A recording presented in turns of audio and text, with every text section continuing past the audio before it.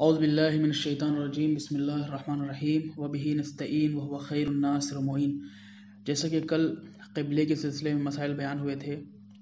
آج بھی اسی کے سلسلے میں مسائل بیان ہونا ہے کہ کون سے افعال ایسے ہیں کہ جن کو قبلے کی جانب رخ کر کے انجام دیا جاتا ہے اور ان کو قبلے کی جانب ہی رخ کر کے انجام دینا ضروری ہے۔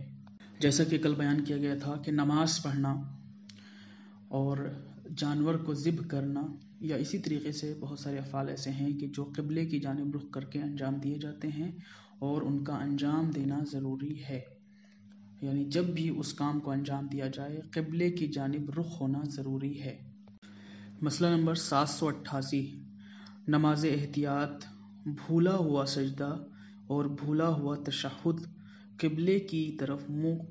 کر کے یعنی قبلے کی جانب رخ کر کے ادا کرنا ضروری ہے، اور احتیاط مستحب کی بنا پر سجدہ سہو بھی قبلے کی طرف منہ کر کے ادا کرے،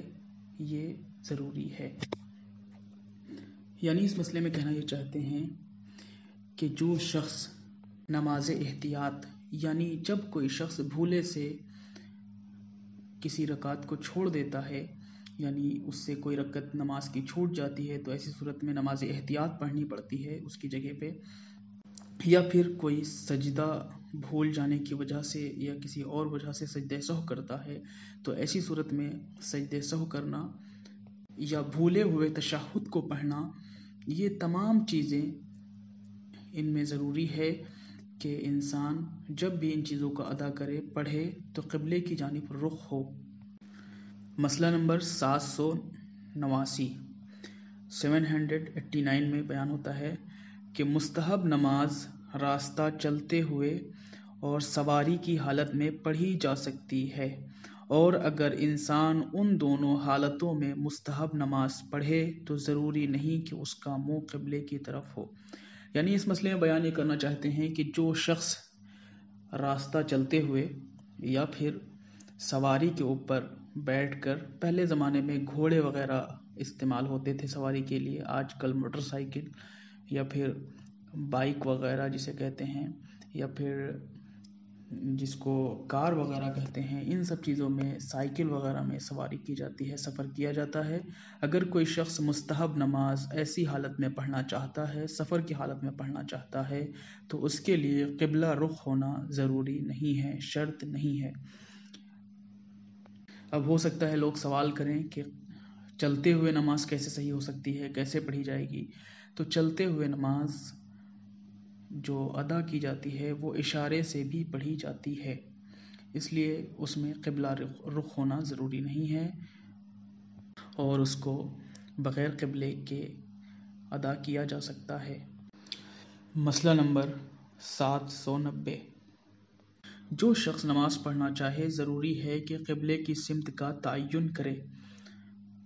تاکہ قبلے کی سمت کے بارے میں یقین یا ایسی کیفیت جو یقین کے حکم میں ہو، مثلاً دو عادل کی گواہی یا پھر مسجد کا محراب وغیرہ یا قبروں کے نشان کے ذریعے سے یہ معلوم کرے کہ قبلہ کس جانب ہے، کس سمت میں ہے، یا پھر کسی ایسے شخص سے پوچھے جو اس کے بارے میں جانتا ہو، سمت کے بارے میں جانتا ہو، چاہے وہ کافر ہی کیوں نہ ہو، یا پھر اس آلے کے ذریعے سے، ان چیزوں کے ذریعے سے کہ جس سے قبلہ پتہ لگایا جاتا ہے، تو ضروری یہ ہے کہ نماز پڑھنے سے پہلے قبلے کو معین کیا جائے، اس کے بارے میں جانکاری حاصل کی جائے، اس کے بعد نماز کو ادا کیا جائے۔ اگر اس کے بارے میں یقین نہ ہو، احتمال بھی پایا جاتا ہو، شک بھی پایا جاتا ہو، تب بھی اسی سمت کھڑے ہو کر نماز ادا کرنا چاہیے۔ مسئلہ نمبر 792، اگر کسی